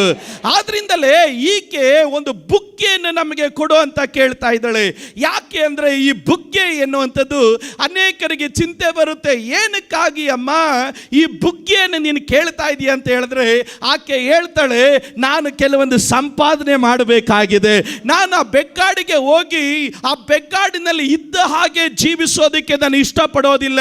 ಆ ಬೆಕ್ಕಾಡಿಗೆ ಹೋದ ನಂತರವಾಗಿ ಅಲ್ಲಿನ ಪರಿಸ್ಥಿತಿಗಳನ್ನು ಬದಲಾಯಿಸಬೇಕು, ಅಲ್ಲಿನ ಬೆಟ್ಟಗಳನ್ನು ಬದಲಾಯಿಸಬೇಕು, ಅಲ್ಲಿ ಪಶುಗಳನ್ನು ನಾನು ಕಾಣಬೇಕು, ಅಲ್ಲಿ ಹಸುರನ್ನು ಕಾಣಬೇಕು, ಅಲ್ಲಿ ಪೈರುಗಳನ್ನು ಕಾಣಬೇಕು, ಅಲ್ಲಿ ಫಲವನ್ನು ಕಾಣಬೇಕು, ಅಲ್ಲಿ ದ್ರಾಕ್ಷಾ ರಸವನ್ನು ಬೆಳಿಬೇಕು, ಅಲ್ಲಿ ಎಣ್ಣೆ ಮರವನ್ನು ಬೆಳೆಸಬೇಕು, ಗೋಧಿಯನ್ನು ಬೆಳೆಸಬೇಕು. ನನ್ನ ಜೀವನದಲ್ಲಿ ಕೆಲವೊಂದು ಸಂಪಾದನೆಗಳನ್ನು ಮಾಡತಕ್ಕಂತೆ ಅದಕ್ಕೆ ಆರಂಭ ಯಾವುದು ಗೊತ್ತಾ? ಈ ಬುಗ್ಗೆ ಆಗಿದೆ. ನಾನು ಹೇಳ್ತೇನೆ, ಈ ವರ್ಷ ಕೆಲವರು ಸಂಪಾದನೆ ಮಾಡಲಿಕ್ಕಾಗಿ ಹೋಗ್ತೀರ. ನಾನು ಹೇಳ್ತೀನಿ, ಈ ವರ್ಷದ ಆರಂಭ ನಿಮ್ಮ ಕೈಗಳು ಖಾಲಿ ಆಗಿರಬಹುದು, ಆದರೆ ಈ ವರ್ಷ ಮುಗಿಯೋದ್ರೊಳಗಾಗಿ ನಾನು ಹೇಳ್ತೇನೆ ಕೆಲವೊಂದು ಶ್ರೇಷ್ಠವಾದಂಥ ಸಂಪಾದನೆಯನ್ನು ಈ ವರ್ಷ ಮುಗಿಯೋದ್ರೊಳಗಾಗಿ ದೇವರು ನಿನ್ನ ಕೈಗಳಲ್ಲಿ ದೇವರು ಕೊಡಲಿಕ್ಕಾಗಿ ದೇವರು ಹೋಗ್ತಾನೆ. ಹೇಗೆ ಪಾಸ್ಟರ್ ಎನ್ನೋದು ನನಗೆ ಗೊತ್ತಿಲ್ಲ ಎಂದು ಅನೇಕರು ಕೇಳ್ತಾ ಇರಬಹುದು, ಆದರೆ ಈ ರಾತ್ರಿ ವೇಳೆಯಲ್ಲಿ ಈ ಪ್ರವಾದನೆ ಶಬ್ದದೊಟ್ಟಿಗೆ ಯಾರಾದರೂ ಕೂಗಿ ಹೇಳ್ರಿ, ಕರ್ತನೇ ನನಗೆ ಬುಗ್ಗೆಗಳನ್ನು ಕೊಡು ದೇವರೇ. ನನ್ನನ್ನು ನಡಬೇಕಾಗಿರೋದು ಬುಗ್ಗೆ ಬಳಿಯಲ್ಲಿ, ನಾನು ಇರಬೇಕಾದದ್ದು ಬುಗ್ಗೆ ಬಳಿಯಲ್ಲಿ. ನಾನು ಹಣ ಕೇಳ್ತಾ ಇಲ್ಲ, ನಾನು ಅಂತಸ್ತನ್ನು ಕೇಳ್ತಾ ಇಲ್ಲ, ನನಗೆ ಬುಗ್ಗೆಗಳಿರುವ ಸ್ಥಳವನ್ನು ಕೊಡು. ನನ್ನನ್ನು ಎಲ್ಲಿ ನೆಡು? ಬುಗ್ಗೆಗಳಿರುವ ಸ್ಥಳದಲ್ಲಿ ನನ್ನನ್ನು ನೆಡು ಸ್ವಾಮಿ. ಯಾರಾದರೂ ಗಟ್ಟಿಯಾಗಿ ಆಮೇಲೆ ಹೇಳ್ರಿ. ಬೆಳಗಿನ ಜಾವದಲ್ಲಿ ಅಂಕಲ್ ಅವರು ಹೇಳಿದ್ರು, ದುಷ್ಟರ ಮಧ್ಯದಲ್ಲಿ ನೀನು ನಡೆಬೇಡ, ಧರ್ಮ ನಿಂದಕರ ಸಂಗಡ ನೀನು ನಡೆಬೇಡ, ಅಲ್ಲಿ ಭಯಭಕ್ತಿ ಇಲ್ಲದವರ ಸಂಗಡ ನೀನು ನಡಿಬೇಡ, ದೇವರನ್ನು ಹುಡುಕದಿರುವವರ ಸಂಗಡ ನೀನು ನಡಲ್ಪಡಬೇಡ. ನೀನು ನಡಲ್ಪಡಬೇಕಾಗಿರೋದು ಬುಗ್ಗೆಗಳಿರುವ ಸ್ಥಳದಲ್ಲಿ. ಬುಗ್ಗೆಗಳಿರುವ ಸ್ಥಳದಲ್ಲಿ ನೀನು ನಡಲ್ಪಟ್ರೆ ನಿನಗೆ ಆಹಾರಕ್ಕೆ ಕೊರತೆ ಬರೋದಿಲ್ಲ. ಬುಗ್ಗೆಗಳಿರುವ ಸ್ಥಳದಲ್ಲಿ ನೀನು ನಡಲ್ಪಟ್ರೆ ನಿನ್ನ ಮುಖದ ಕಾಂತಿಗೆ ಕಡಿಮೆ ಬರೋದಿಲ್ಲ. ಬುಗ್ಗೆಗಳಿರುವ ಸ್ಥಳದಲ್ಲಿ ನೀನು ನಡಲ್ಪಟ್ರೆ ನಿನ್ನ ಸಂಪಾದನೆಗೆ ಕಡಿಮೆ ಬರೋದಿಲ್ಲ. ಕಾರಣ ಬುಗ್ಗೆ ಹರಿಯೋದಕ್ಕಾಗಿ ಪ್ರಾರಂಭ ಮಾಡಿದ್ರೆ ಅದು ನಿನಗೆ ಕೊರತೆ ಉಂಟು ಮಾಡೋದಿಲ್ಲ, ಅದು ನಿನಗೆ ಮೇಲನ್ನೇ ಉಂಟು ಮಾಡುತ್ತೆ. ಯೇಸುವಿನ ನಾಮದಲ್ಲಿ ನಾನು ಕೂಗಿ ಹೇಳುತ್ತೇನೆ, ಈ ವರ್ಷ victory international age worship centre ಇರುವ ದೇವರ ಮಕ್ಕಳ ಮುಖ ಅದು ಕಾಂತಿಯುತವಾಗಿ ಪ್ರಕಾಶಿಸಲಿ. ಯೇಸುವಿನ ನಾಮದಲ್ಲಿ ಯಾರ ವರಮಾನದಲ್ಲಾಗಲಿ ಆದಾಯದಲ್ಲಾಗಲಿ ಕೊರತೆ ಬರದಂತೆ ಬುಗ್ಗೆಗಳಿಂದ ಉಂಟಾಗುವಂತಹ ಆದಾಯ, ಪವಿತ್ರಾತ್ಮನಿಂದ ಉಂಟಾಗುವ ಆದಾಯ ಯೇಸುವಿನ ನಾಮದಲ್ಲಿ ಬಿಸ್ನೆಸ್ಗಳಲ್ಲಿ, ಕುಟುಂಬಗಳಲ್ಲಿ ಯೇಸುವಿನ ನಾಮದಲ್ಲಿ ಉಂಟಾಗಲಿ. ನಿಮ್ಮ ಸಂಪಾದನೆಗೆ ತಡೆಯನ್ನು ಉಂಟು ಮಾಡುವ ಎಲ್ಲ ಅಮಾಲೇಕ್ಯ ಶಕ್ತಿಗಳು, ಎಲ್ಲ ಫಿಲಿಷ್ಟಿಯ ಶಕ್ತಿಗಳು ಈ ರಾತ್ರಿ ಯೇಸುವಿನ ನಾಮದಲ್ಲಿ ಈ ರಾತ್ರಿ ಮುರಿಯಲ್ಪಡಲಿ. ಗಟ್ಟಿಯಾಗಿ ಯಾರಾದ್ರೂ ಹೇಳ್ರಿ ಹಲ್ಲೆಲೂಯಾ. ಈ ಬುಗ್ಗೆ ಆರಂಭವಾಗೋದು ಹರಿಯೋದ್ರಲ್ಲಿ, ಆದರೆ ಬಂದು ನಿಲ್ಲೋದು ನಿನ್ನ ಸಂಪಾದನೆಯಲ್ಲಿ. ಗೆರಾರಿನಲ್ಲಿ ಈಸಾಕನು ತನ್ನ ಗುಂಡಿಯನ್ನು ಬಾವಿಯನ್ನು ತೋಡಕ್ಕೆ ಪ್ರಾರಂಭಿಸಿದ. ಫಿಲಿಸ್ಟಿಯರು ಇದನ್ನು ಮುಚ್ಚಿಬಿಡ್ತಾ ಇದ್ರು. ಯಾವಾಗಾದರೂ ಗುಂಡಿ ತೋಡಕ್ಕೆ ಸ್ಟಾರ್ಟ್ ಮಾಡಿದ್ರೆ, ಕಾರಣ ಆ ಕೆಳಗಡೆ ಒಂದು ಬುಗ್ಗೆ ಇದೆ, ಕೆಳಗಡೆ ಒಂದು ಬುಗ್ಗೆ ಇದೆ. ಈಸಾಕನು ತೋಡೋದಕ್ಕಾಗಿ ಪ್ರಾರಂಭ ಮಾಡಿದಾಗ ಅವರು ಬಂದು ಹೇಳ್ತಾ ಇದ್ರು, ಫಿಲಿಸ್ಟಿಯರೇ ಇದು ನಮ್ಮದು. ಏಸೆಗ್ ಸಿಟ್ನ ಜಗಳ ದ್ವೇಷ ತೋಡ್ದಾಗೆಲ್ಲ ಬಂದು ಮುಚ್ಚಿಬಿಡೋರು, ಬುಗ್ಗೆಗಳನ್ನು ಇಲ್ಲದಂತೆ ಮಾಡಿಬಿಡೋರು. ಆದರೆ ಈಸಾಕ ಹೇಳ್ದ, ಎಷ್ಟೇ ಜಗಳ ಬರಲಿ, ಎಷ್ಟೇ ದ್ವೇಷ ಮಾಡಲಿ, ನಾನು ಬುಗ್ಗೆ ಕಾಣೋವರೆಗೂ ನಾನು ತೋಡ್ತಾನೆ ಇರ್ತೇನೆ. ಅವನು ತೋಡ್ದಾಗ ಫಿಲಿಸ್ಟರು ನೋಡಿದ್ರೆ ಇವನನ್ನು ಎಷ್ಟೇ ಗುಂಡಿ ಮುಚ್ಚಿದ್ರು ಇವನು ಮತ್ತೆ ತೋಡ್ತಾ ಇರ್ತಾನೋ, ಅವನ ಪಾಡಿಗೆ ನಾವು ಹೋಗೋದೇ ಬೇಡ. ಅದರಿಂದ ಅವ್ರ ಗುಂಡಿಯನ್ನು ಅವನ ಬಳಿಗೆ ಬರೋದನ್ನೇ ನಿಲ್ಲಿಸ್ಬಿಟ್ರು. ಯಾರು ಬರದೇ ಇರೋದನ್ನು ಕಂಡಾಗ ಈಗ ಈಸಾಕನ ಅದಕ್ಕೊಂದು ಹೆಸರಿಡ್ತಾನೆ, ರೆಹಬೋತ್ ಅಂದರೆ ಅರ್ಥ ಏನು? ನಾವು ಅಭಿವೃದ್ಧಿ ಆಗತಕ್ಕಂತೆ ದೇವರು ನಮಗೊಂದು ಸ್ಥಳವನ್ನು ದೇವರು ಕೊಟ್ಟನು. ಎಲ್ಲಿ ಈಸಾಕನೇ ನೀನು ಸ್ಥಳ ಮಾಡಿಕೊಂಡಿದ್ದು, ಅಲ್ಲಿ ಮುಚ್ಚಲ್ಪಟ್ಟಂತ ಒಂದು ಬಾವಿಯ ಬುಗ್ಗೆಯನ್ನು ನಾನು ಮತ್ತೆ ತೋಡಿದ್ದೆ. ಅಲ್ಲಿ ಮತ್ತೆ ನೀರು ಬರ್ತಾ ಇದೆ. ಇದುವರೆಗೂ ನಾನು ಅಲ್ದಾಡದೆ, ಇದುವರೆಗೂ ನಾನು ತಿರುಗಾಡದೆ, ಆದ್ರೆ ಇನ್ನು ಮುಂದೆ ಈ ಬುಕ್ಕಿ ಹತ್ರ, ಈ ಬಾವಿ ಹತ್ರ ನಾವು ಅಭಿವೃದ್ಧಿ ಆಗಲಿಕ್ಕೆ ಹೋಗ್ತೇವೆ. ಯಾವ ರೀತಿ ಅಭಿವೃದ್ಧಿ ಆಗ್ತೇವೆ? ಒಂದು ಸಮಾಧಾನದ ಅಭಿವೃದ್ಧಿ ನಾವು ಉಂಟಾಗಲಿಕ್ಕಾಗಿ ಹೋಗುತ್ತೆ. ನಾನು ಹೇಳ್ತೇನೆ 2025ರಲ್ಲಿ ನಾನು ಹೇಳ್ತೇನೆ, ಒಂದು ರೆಹಬೋತ್ ಈ ವರ್ಷ ದೇವರು ನಿಮಗಾಗಿ ತೆರೆದು ಬಿಡಲಿಕ್ಕಾಗಿ ಹೋಗ್ತಾನೆ.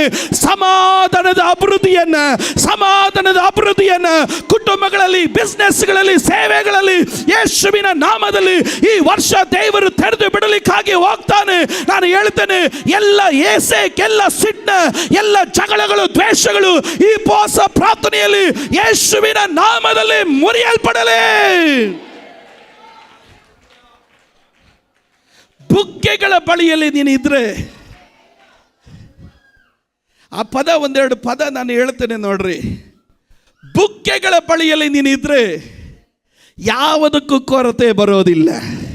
ನೀನು ಪರಿಶುದ್ಧಾತ್ಮನ ಬಳಿಗೆ ಇದ್ರೆ, ವಾಕ್ಯದ ಬಳಿಯಲ್ಲಿದ್ದರೆ, ದರ್ಶನದ ಬಳಿಯಲ್ಲಿದ್ದರೆ, ಆತ್ಮನಿಂದ ತುಂಬಲ್ಪಟ್ಟವನಾಗಿದ್ರೆ, ಜೀವಕರವಾದ ಹೊಳೆಯಾಗಿರುವಂಥ ಕ್ರಿಸ್ತೇಸುವಿನ ಬಳಿಯಲ್ಲಿ ನೀನಿದ್ರೆ, ಜೀವ ಜಲದ ಬುಗ್ಗಿ ಆಗಿರುವಂಥ ಪರಿಶುದ್ಧಾತ್ಮನ ಬಳಿಗೆ ನೀನಿದ್ರೆ, ನಾನು ಹೇಳ್ತೇನೆ, ನಿನಗಾಗಲಿ ನಿನ್ನ ಕುಟುಂಬಕ್ಕಾಗಲಿ ಯಾವ ಕೊರತೆ ಇಲ್ಲದಂತೆ ನಡೆಸೋದಕ್ಕೆ ನನ್ನ ದೇವರು ಆತನು ಶಕ್ತನಾಗಿದ್ದಾನೆ. ಈ ಉಪವಾಸ ಪ್ರಾರ್ಥನೆಯಲ್ಲಿ ಒಂದು ಮಾತನ್ನು ನಾನು ಹೇಳಿ ನಾನು ನಿಲ್ಲಿಸಲಿಕ್ಕಾಗಿ ನಾನು ಇಷ್ಟಪಡುತ್ತೇನೆ. ಈ ಉಪವಾಸ ಪ್ರಾರ್ಥನೆಯಲ್ಲಿ ನಾನು ಹೇಳ್ತೇನೆ, ಎಲ್ಲೆಲ್ಲಿ ಶತ್ರು ಮೊಳಕೆ ಹೊಡೆಯೋದಿಲ್ಲ, ನೀನು ಬಿತ್ತಿದಂತ ಬೀಜ ಅದು ಫಲಿಸೋದಿಲ್ಲ ಎಂದು ಶತ್ರು ನಿನ್ನ ವಿರುದ್ಧವಾಗಿ ವಿಧಿ ಬರೆದು, ನಾನು ಹೇಳ್ತೇನೆ, ಮಳೆಯನ್ನಾಗ್ಲಿ ಮಂಚನ್ನಾಗ್ಲಿ ಕಾಣದಿದ್ರೆ ಇವತ್ತು ಬುಗ್ಗೆಗಳಿಂದ ದೇವರು ನೀರನ್ನು ಹರಿಸಿ, ಈಗ ನಿನ್ನ ಸಸಿಗಳಿಗೆ ದೇವರು ಮತ್ತೆ ಜೀವ ಕೊಡೋದಿಕ್ಕೆ, ನಿನ್ನ ಬೀಜಗಳಿಗೆ ಮತ್ತೆ ಜೀವ ಕೊಡೋದಿಕ್ಕೆ, ಒಣಗಿದಂತ ಅನುಭವಗಳನ್ನು ಮತ್ತೆ ಚಿಗುರಿಸೋದಿಕ್ಕೆ ನನ್ನ ದೇವರು ಆತನ ಶಕ್ತನಾಗಿದ್ದಾನೆ.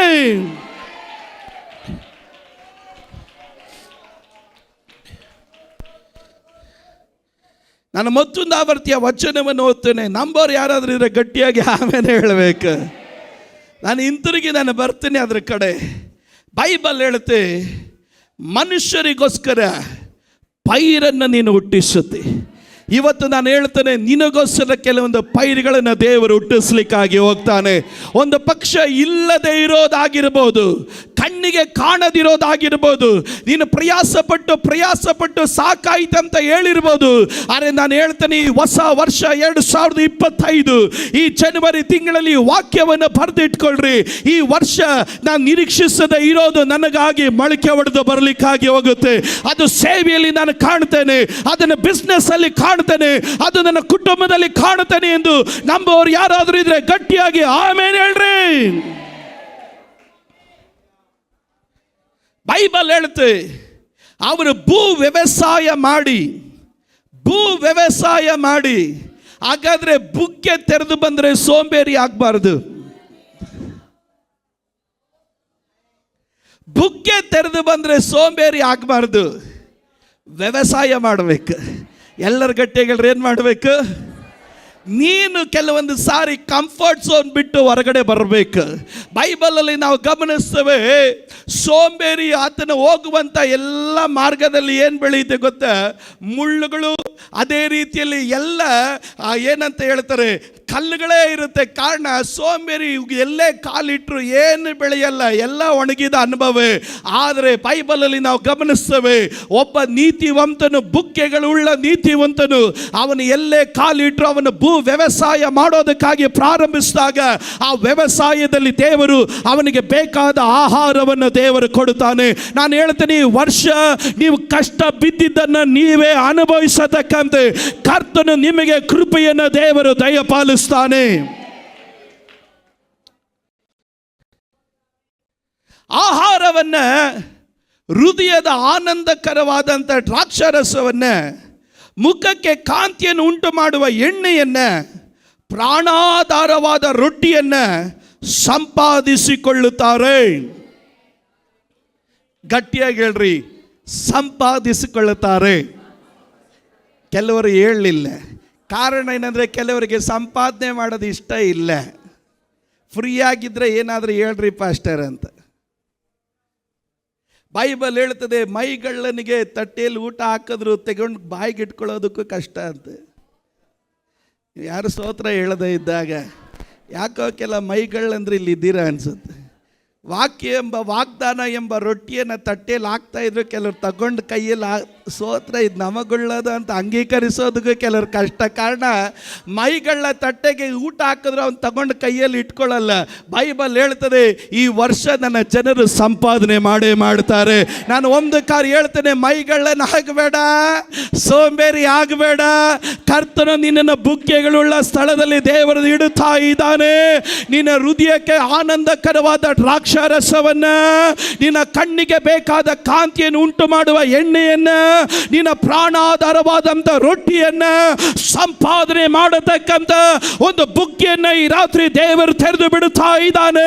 ನಾನು ಹೇಳ್ತೇನೆ, ಹೊಸ ವರ್ಷದಲ್ಲಿ ಕೆಲವರು ಹೊಸ ಬಿಸ್ನೆಸ್ಗೆ ಕೈ ಹಾಕಿದಾಗ, ಕೆಲವರು ಕೆಲಸಗಳಿಗೆ ಕೈ ಹಾಕಿದಾಗ, ಕೆಲವರು ಸೇವೆಗಳಿಗೆ ಕೈ ಹಾಕಿದಾಗ, ಕೆಲವರು ಕೆಲವು ಓಪನಿಗಳಿಗೆ ಹೋದಾಗ, ನಾನು ಹೇಳ್ತೇನೆ, ಸಂಪಾದನೆ ಮಾಡತಕ್ಕಂಥ ಬೇಕಾದ ಸಾಮರ್ಥ್ಯದ ಬುಗ್ಗೆಯನ್ನು ಈ ರಾತ್ರಿ ದೇವರು ನಿಮಗಾಗಿ ಆತನು ತೆರೆದು ಬಿಡಲಿಕ್ಕಾಗಿ ದೇವರು ಹೋಗ್ತಾನೆ.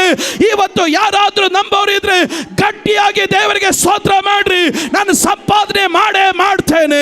ಜೀವ ಆಧಾರವಾದ ರೊಟ್ಟಿಯನ್ನು, ಕಾಂತಿಯನ್ನು ಉಂಟು ಮಾಡುವಂತ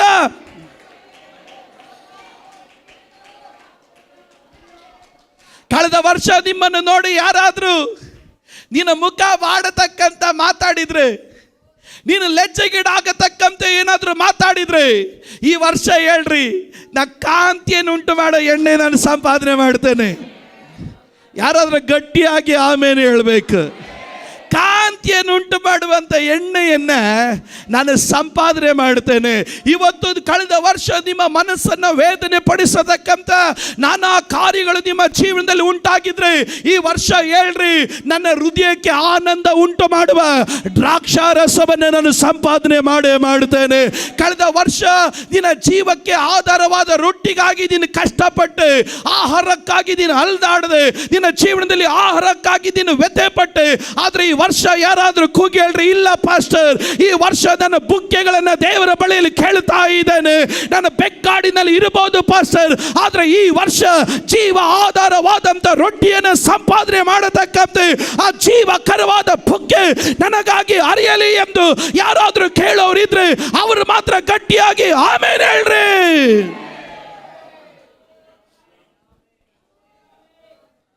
ಬೈಬಲಲ್ಲಿ ಗಮನಿಸ್ತೇವೆ, ಮೈಗಳ್ಳನಿಗೆ ಬಿಟ್ಟಿ ಬದುಕು ಅಂತ ದೇವರ ವಾಕ್ಯ ಹೇಳುತ್ತೆ. ಮೈಗಳ್ಳನಿಗೆ ಎಂಥ ಬದುಕು? ಗಟ್ಟಿಯಾಗಿಲ್ರಿ, ಎಂಥ ಬದುಕು? ಬಿಟ್ಟಿ ಬದುಕು. ಮೈಗಳ್ಳನಿಗೆ ಬಿಟ್ಟಿ ಬದುಕು. ಅದರ ಅರ್ಥ ಏನು? ಸಂಪಾದನೆ ಮಾಡೋ ಇಷ್ಟ ಇಲ್ಲ. ಅವು ಅಲ್ಲಿ ಇಲ್ಲಿ ಓಡಾಡ್ಕೊಂಡು ತಿರುಗಾಡ್ಕೊಂಡು ಜೀವನ ನಡೆಸೋದಕ್ಕೆ ನೋಡ್ತಾನೆ. ಆದರೆ ಬುಗ್ಗೆಗಳು ಉಳ್ಳವನಿಗೆ ದೇವರು ಹೇಳ್ತಾನೆ, ನಾನು ಮೈಗಳನ್ನೆಲ್ಲ ನಾನು ಬಿಟ್ಟಿ ಬದುಕು ನಡೆಸೋದಕ್ಕೆ ನಾನು ಸಂಪಾದನೆ ಮಾಡಲಿಕ್ಕಾಗಿ ನಾನು ಹೋಗ್ತೇನೆ. ಯೇಸುವಿನ ನಾಮದಲ್ಲಿ ಇವತ್ತು ನಾನು ಕೂಗಿ ಹೇಳ್ತೇನೆ, ಯಾರಾದರೂ ಹೇಳ್ರಿ, ಎಸ್, ಈ ವರ್ಷ ದ್ರಾಕ್ಷಾರಸವನ್ನು, ಆ ತೈಲವನ್ನು ನಾನು ಸಂಪಾದನೆ ಮಾಡಲಿಕ್ಕಾಗಿ ನಾನು ಹೋಗ್ತೇನೆ. ನನಗೆ ಬುಕ್ಕೆಗಳುಳ್ಳ ಸ್ಥಳವನ್ನು ನನಗೆ ಕೊಡು ದೇವರೇ. ಆ ಬುಕ್ಕೆಗಳಿಂದ ಒಂದು ನೀರು ನನಗಾಗಿ ಹರಿದು ಬರಲಿ. ಮುಖಕ್ಕೆ ಕಾಂತಿಯನ್ನು ಉಂಟು ಮಾಡುವ ಎಣ್ಣೆಯನ್ನು, ನನ್ನ ಹೃದಯಕ್ಕೆ ಆನಂದ ಉಂಟು ಮಾಡುವ ದ್ರಾಕ್ಷಾರಸವನ್ನು ನಾನು ಸಂಪಾದನೆ ಮಾಡುವುದಕ್ಕೆ ಆ ಬುಕ್ಕೆಗಳನ್ನು ನನಗಾಗಿ ತೆರೆ ಎಂದು, ಆ ಓಪನಿಂಗ್ಗಳನ್ನು ನನಗಾಗಿ ತೆರೆ, ಆ ಮಾರ್ಗಗಳನ್ನು ನನಗಾಗಿ ತೆರೆ, ಆ ಕೃಪೆಯನ್ನು ನನಗಾಗಿ ತೆರೆ, ಆ ವಾಗ್ದಾನದ ಬಾಗಿಲನ್ನು ನನಗಾಗಿ ತೆರೆ ಎಂದು ಯಾರಾದರೂ ಹೇಳೋರಿದ್ದರೆ ಅವರು ಮಾತ್ರ ಗಟ್ಟಿಯಾಗಿ ಆಮೇಲೆ ಹೇಳ್ರಿ. ನಾನು ಇಲ್ಲೇ ಪ್ರಾರ್ಥನೆ ಮಾಡಿ ನಾನು ನಿಲ್ಲಿಸಲಿಕ್ಕಾಗಿ ನಾನು ಹೋಗ್ತೇನೆ. ಈ ವರ್ಷ ನೀವು ಸಂಪಾದನೆ ಮಾಡೇ ಮಾಡ್ತೀರಾ. ಈ ವರ್ಷ ನಿಮ್ಮ ಮುಖ ಪ್ರಕಾಶವಾಗಲಿಕ್ಕಾಗಿ ಹೋಗುತ್ತೆ. ಈ ವರ್ಷ ನಿಮ್ಮ ಹೃದಯ ಆನಂದದಿಂದ ತುಂಬಲ್ಪಡಲಿಕ್ಕಾಗಿ ಹೋಗುತ್ತೆ. ಅದು ನಂಬೋರು ಯಾರಾದ್ರೂ ಗಟ್ಟಿಯಾಗಿ ಹೇಳ್ರಿ ಆಮೇಲೆ. ಎದ್ದು ನಿಂತ್ಕೊಳ್ಳೋಣ, ನಾ ಪ್ರಾರ್ಥನೆ ಮಾಡಲಿಕ್ಕಾಗಿ ಹೋಗೋಣ. ಎರಡು ನಿಮಿಷ ದೇವರ ಬಳಿಯಲ್ಲಿ ಹೇಳ್ರಿ, ಬುಕ್ ಬುಗ್ಗೆಗಳುಳ್ಳ ಸ್ಥಳ ನನಗೆ ಕೊಡು. ಎದ್ದು ನಿಂತ್ಕೊಳ್ರಿ. ನಾನು ಸಂಪಾದನೆ ಮಾಡಲಿ. ಈ ರಾತ್ರಿ ಕೆಲವರ ಜೋಳು ಬಿದ್ದ ಕೈಗಳನ್ನು, ನಡುಗುವ ಮೊಣಕಾಲುಗಳನ್ನು ದೇವರು ಬಲಪಡಿಸ್ತಾ ಇದ್ದಾನೆ. ನಿನ್ನ ಸಮಯ ಮುಗಿದು ಹೋಗಲಿಲ್ಲ. ನೀನು ಸಂಪಾದನೆ ಮಾಡುವ ಸಾಮರ್ಥ್ಯ ನೀನು ಕಳ್ಕೊಂಡಿಲ್ಲ. ನಿನ್ನ ಭವಿಷ್ಯ ಮುಗಿದು ಹೋಗಲಿಲ್ಲ. ಈ ವರ್ಷ ದೇವರು ನಿನಗಾಗಿ ಬುಗ್ಗೆಯನ್ನು ದೇವರು ತೆರೀತಾ ಇದ್ದಾನೆ. ನಿನಗಾಗಿ ದೇವರ ಆ ಬಾಗಿಲನ್ನು ಮತ್ತೊಂದು ಆವರ್ತಿ ತೆರೀತಾ ಇದ್ದಾನೆ. ಈ ರಾತ್ರಿ ದೇವರು ಮತ್ತೊಂದು ಆವರ್ತಿ ನಿನ್ನನ್ನು ಪರಿಶುದ್ಧಾತ್ಮನಿಂದ ದೇವರು ಆತನು ನಿಮ್ಮನ್ನು ತುಂಬುತ್ತಾ ಇದ್ದಾನೆ. ಯಾರಾದರೂ ಬಾಯಿ ತೆರೆದು ದೇವರ ಬಳಿ ಹೇಳ್ರಿ, ಕರ್ತನೇ, ಬುಗ್ಗೆಗಳಿರುವ ಸ್ಥಳದಲ್ಲಿ ನನ್ನನ್ನು ನೆಡು.